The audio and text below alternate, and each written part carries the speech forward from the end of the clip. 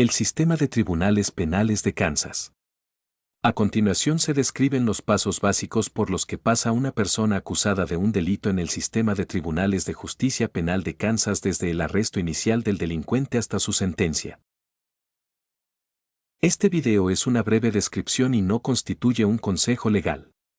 Le recomendamos que cualquier pregunta que tenga sobre su caso en el tribunal penal o el caso de alguien para quien está buscando información, se dirija a su abogado designado por el tribunal o a un abogado por cuyos servicios esté pagando.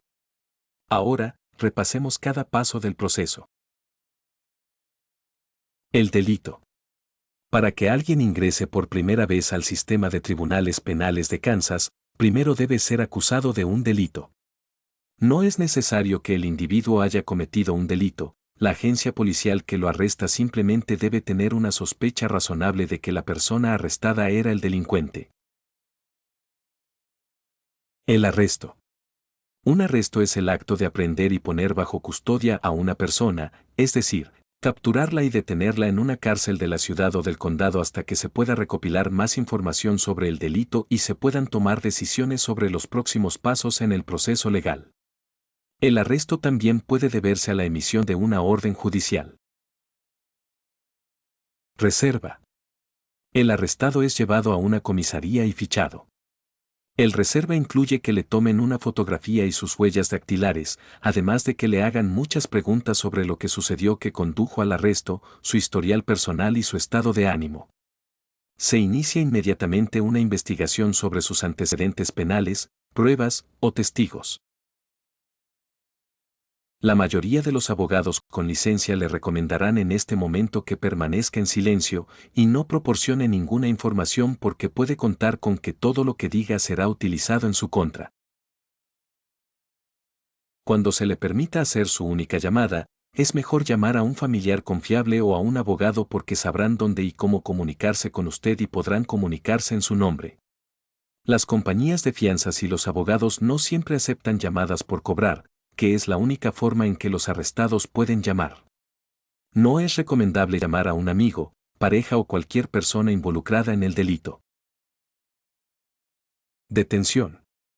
En el momento en que se toma la decisión de detenerlo en la cárcel, sus derechos se vuelven mucho más limitados.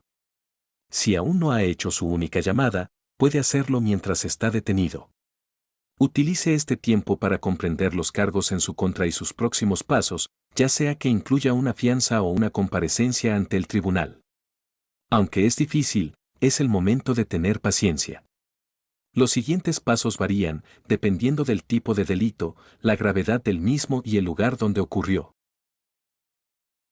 Audiencias y comparecencias.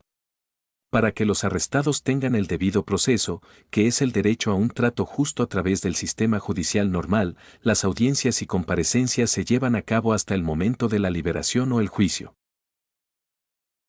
Ejemplos de audiencias importantes incluyen la comparecencia inicial, también llamada primera comparecencia, lectura de cargos, audiencia preliminar y audiencia de fianza. El oficial que lo arrestó, la cárcel, el abogado o el tribunal le informarán al arrestado cuándo y dónde presentarse en las audiencias.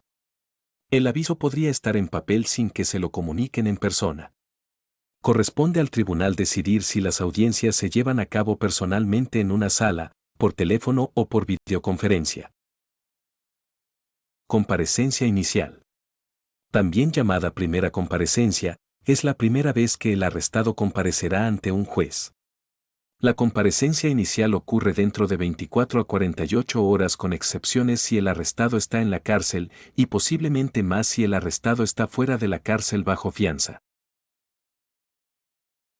En la comparecencia inicial, el juez revisa la información del informe policial como el nombre, la dirección y el presunto delito cometido del detenido.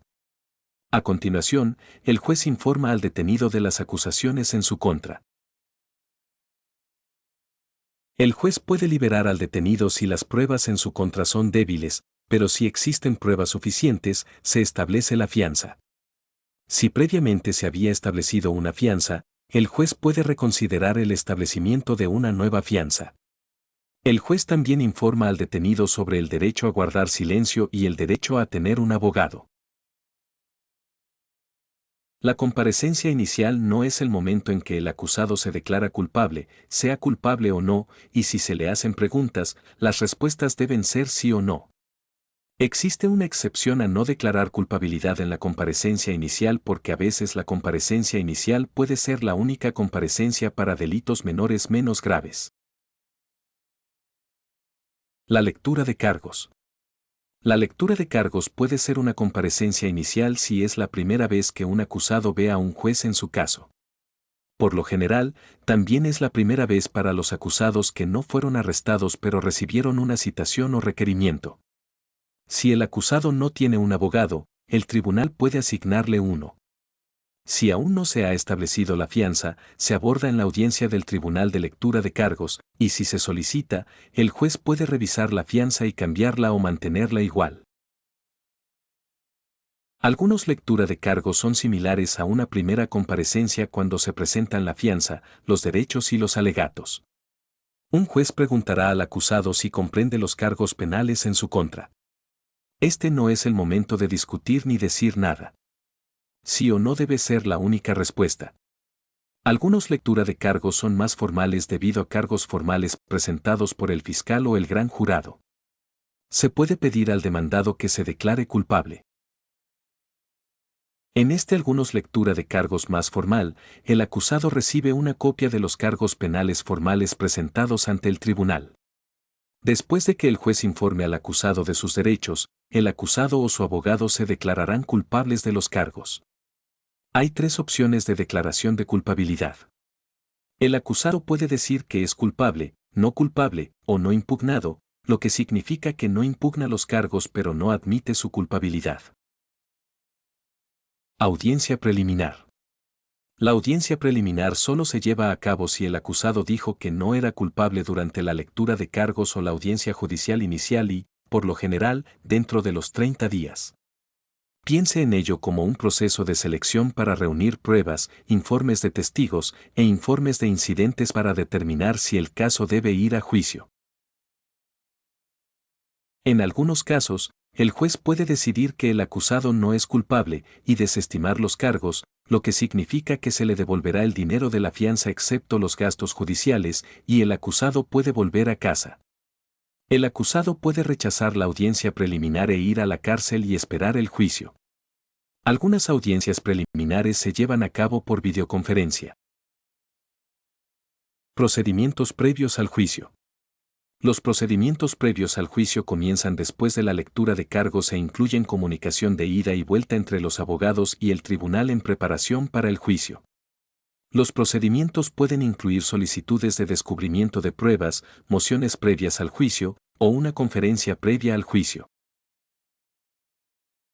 Descubrimiento es el proceso en el que ambas partes, la acusación y la defensa, recopilan información, entrevistan a testigos, solicitan registros, videos y analizan pruebas.